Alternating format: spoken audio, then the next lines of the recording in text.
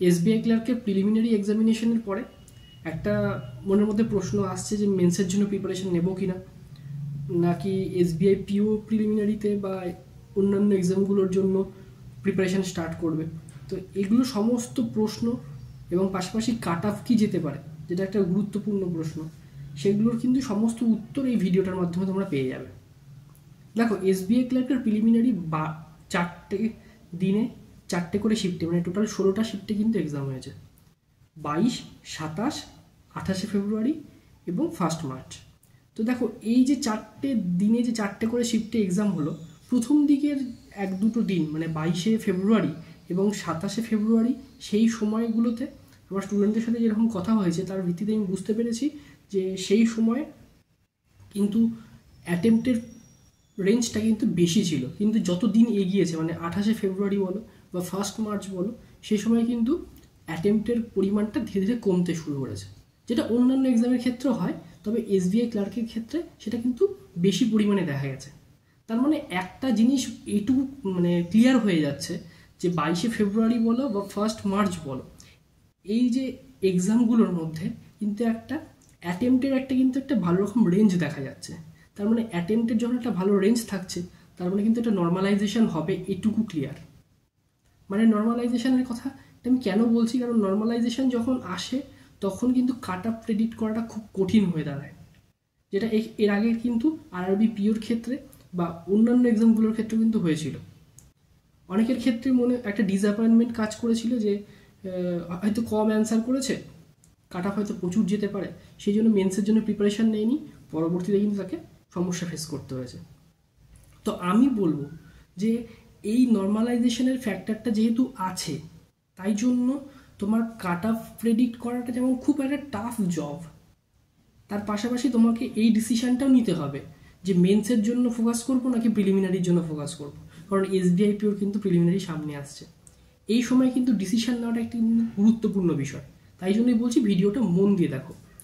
দেখো, সবথেকে বড় বিষয়টা কি, যারা এসবিআই ক্লার্কের প্রিলিমিনারি এক্সামিনেশন দিয়ে এসছো তাদের ক্ষেত্রে দেখবে যে বিভিন্ন শিফটে বিভিন্ন রকম পেপার হয়েছে, ঠিক আছে। কোনো শিফটের পেপার একটু টাফ, কোনো শিফটের পেপার একটু ইজি, তবে তোমাদের সেই টাফ বা ইজি তোমরা অ্যাটেম্প্ট করেছো, সেটা কিন্তু অ্যাকর্ডিং টু ইউর প্রিপারেশন তোমরা কিন্তু সেই অ্যাটেম্পটা করে এসছো, ঠিক আছে। তুমি যদি পেপারের মক দিয়ে তুমি যখন পরীক্ষার সেন্টার থেকে বেরোবে, তখন তোমার আশেপাশে তুমি শুনতে পাবে বা কারোর সাথে কথা বললে বুঝতে পারবে যে তোমার অ্যাটেম্পটা কী রকম ছিল।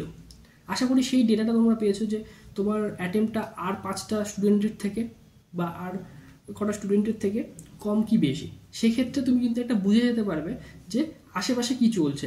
আশেপাশে যদি দেখো যে অ্যাটেম্প প্রত্যেকেরই বেশি হয়েছে, কিন্তু তোমার হয়তো অপেক্ষাকৃত অনেকটাই কম হয়েছে, যে 10-15 নাম্বারের গ্যাপ আছে তাদের থেকে, তাহলে কিন্তু একটা কিন্তু টাফ ব্যাপার হয়ে যাচ্ছে তোমার ক্লিয়ার করার।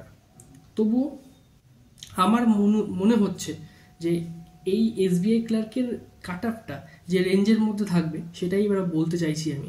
দেখো, যে কোনো পরীক্ষার কাট অফটা কিন্তু অনেকগুলো ফ্যাক্টরের উপর ডিপেন্ড করে, সেটা তোমরা প্রত্যেকেই ভালোভাবে জানো, ভ্যাকান্সি বলো, কম্পিটিশন বলো, ঠিক আছে, পেপারের লেভেল বলো, নর্মালাইজেশন, অনেক কিছু ফ্যাক্টরের উপর কাজ করছে।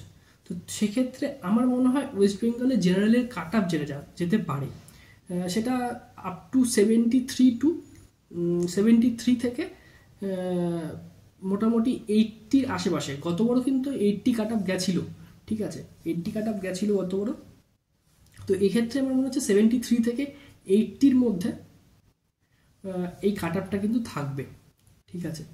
তো তোমরা মোটামুটি এই লেভেলে যারা অ্যাটেম্প্ট করেছো, আবারও বলছি, এই লেভেলে যারা অ্যাটেম্প্ট করেছো তাদের জন্য আমি বলবো মেন্সের জন্য প্রিপারেশান নাও। যারা এই রেঞ্জের বাইরে মানে কম অ্যাটেম্প্ট করেছো, এই রেঞ্জ থেকে কম অ্যাটেম্প্ট করেছো, তাদের ডিসঅ্যাপয়েন্টমেন্টের কোনো কারণ নেই, ভেঙে পড়ার কোনো কারণ নেই। কারণ আমি যে কাট অফ প্রেডিক্ট করছি সেটা যে 100% তোমার মিলবে সেটার কথা আমি বলতে পারছি না, কারণ কাট অফ প্রেডিক্ট করাটা আজকের দিনে খুব কঠিন ব্যাপার, ঠিক আছে, এটা আমি প্রথমেই বলেছি।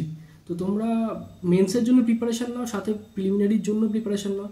এই সময়ে কিন্তু টাইম ওয়েস্ট করাটার কোনো মানে হয় না, ঠিক আছে, কারণ অনেকগুলো পরীক্ষা সামনে আসবে, ঠিক আছে, আইবিএসের ক্যালেন্ডারও রিলিজ হয়ে গেছে। তো সে কারণে আমি বলবো এই রেঞ্জের মধ্যে যারা অ্যাটেন্ড করেছো তারা একটু সিরিয়াসলি নিয়ে, ঠিক আছে, তোমরা কিন্তু মেন্সের জন্য প্রিপারেশন নাও, সাথে পিও প্রিলিমিনারি আসছে এসবিআই পিও, সেটার দিকেও নজর রাখতে হবে, সেটার জন্য কিন্তু প্রিপারেশন নিয়ে যেতে হবে। আর সব থেকে বড় ব্যাপার যেটা, যে এই সময়টাতে এই কাট অফ কত যেতে পারে, কি যেতে পারে, এটা নিয়ে যত বেশি তোমরা টাইম ওয়েস্ট করবে তত কিন্তু প্রিপারেশন থেকে তোমরা দূরে সরে যাবে।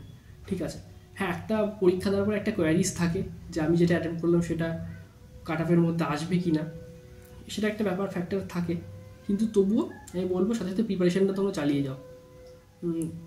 পাশাপাশি বলবো তোমরা যারা যারা কত কি অ্যাটেম্প করেছো পরীক্ষা দিয়ে, তো সেগুলো সম্পর্কে একটু ডিটেলসে কমেন্ট বক্সে লিখে দেবে, কোন শিফট ছিল, কত অ্যাটেন্ড করেছো, এবং সেকশন ওয়াইজ কী কী অ্যাটেম্প ছিল তোমাদের, সেগুলো কিন্তু অবশ্যই জানাবে। তো যাই হোক, সবাইকে বেস্ট অফ লাক, সবাই প্রিপারেশন চালিয়ে যাও।